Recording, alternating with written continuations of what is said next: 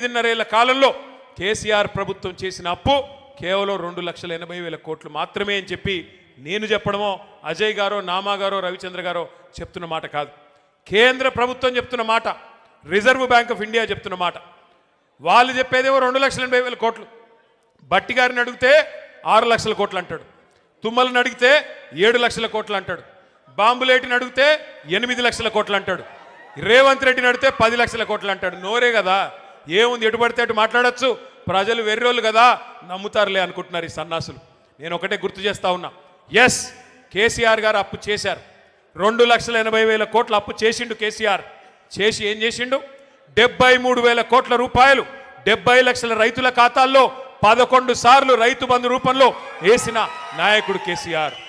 Yes KCR గారు అప్పు చేశారు. అప్పు చేసి ఏం చేశాడు కేసీఆర్? ఒక్కొక్క రైతుకి రైతు బీమా ఇచ్చి లక్షల మంది రైతులకి 5 లక్షల రూపాయల చొప్పున చనిపోతే ఎవరైనా నష్టపరిహారం అందించారు కేసీఆర్ గారు. ఎస్ కేసీఆర్ గారు అప్పు చేశారు. 9.5 ఏళ్ళు ఒక్క ఉచిత కరెంటు కోసమే వ్యవసాయానికి 50,000 కోట్ల రూపాయలు ఖర్చు పెట్టింది కేసీఆర్ ప్రభుత్వం రైతన్నల కోసం. ఎస్ కేసీఆర్ గారు అప్పు చేశారు. 2 దఫాలుగా 1,00,000 రూపాయల చొప్పున రుణమాఫీ చేయడానికి 28,000 కోట్ల రూపాయలు వెచ్చించింది కేసీఆర్ ప్రభుత్వం. ఎస్ కేసీఆర్ గారు అప్పు చేశారు 2,80,000 కోట్లు.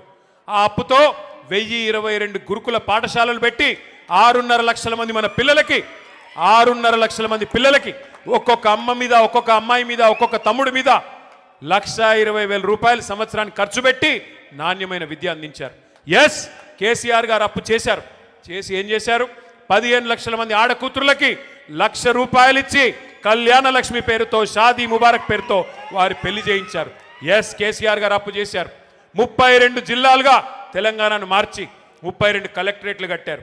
32 కలెక్టరేట్లు మాత్రమే కాదు, 5 మెడికల్ కాలేజీలు మాత్రమే ఉన్న తెలంగాణలో 32 మెడికల్ కాలేజీలు పెట్టిన ఘనత, 32 నర్సింగ్ కాలేజీలు పెట్టిన ఘనత మన నాయకుడు కేసీఆర్ గారిది. ఎస్ కేసీఆర్ గారు అప్పు చేశారు. అప్పు చేసి ఇంటింటికి నల్లా నీళ్ళిచ్చే మిషన్ భగీరథ కార్యక్రమాన్ని 40,000 కోట్ల రూపాయలతో కట్టారు. ఎస్ కేసీఆర్ అప్పు చేసి పాలమూరు రంగారెడ్డి ఎత్తిపోతల పథకంలో 90% పనులు పూర్తి చేసి 30,000 కోట్ల రూపాయలు అక్కడ ఖర్చు పెట్టారు. ఎస్ కేసీఆర్ గారు అప్పు చేశారు. మీ ఖమ్మం జిల్లాకు వరప్రదాయని లాంటి సీతారామ సాగర్ ప్రాజెక్టులో 1,000 కోట్ల రూపాయలు ఈ జిల్లా రైతన్నల కోసం ఖర్చు పెట్టారు. ఎస్ కేసీఆర్ అప్పు చేసిన మాట వాస్తవం.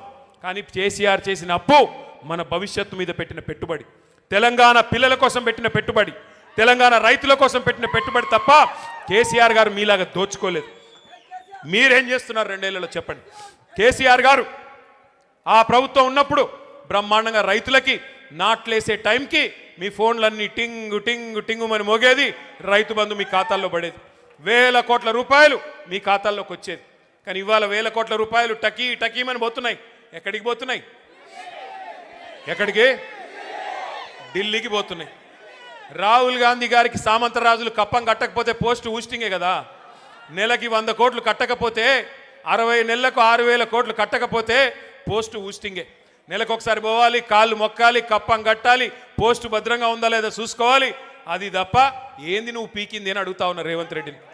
2 ఏళ్ళు బూతు మాటలు తప్ప ఏమన్నా ఒక్క మంచి పని ఎవరి కోసమన్నా ఒకరికని చేసింటే దయచేసి చెప్పమని నేను అడుగుతా ఉన్నా.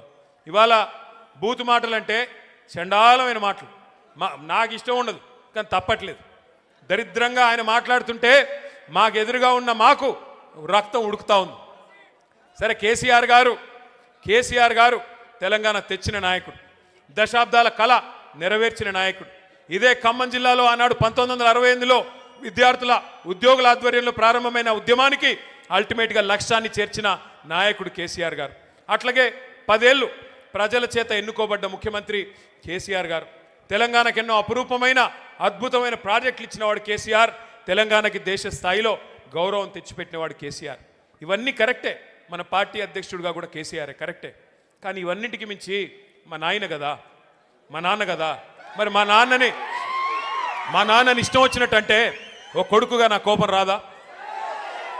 నేను మాట్లాడుతుంటే అప్పుడప్పుడు మన పెద్దోళ్ళు చెప్తుంటారు, మన ఉపేంద్ర అన్న చెప్తుంటాడు అప్పుడప్పుడు, మీరెందుకు మాట్లాడుతున్నారు వాళ్ళలాగా దిగజారి అని.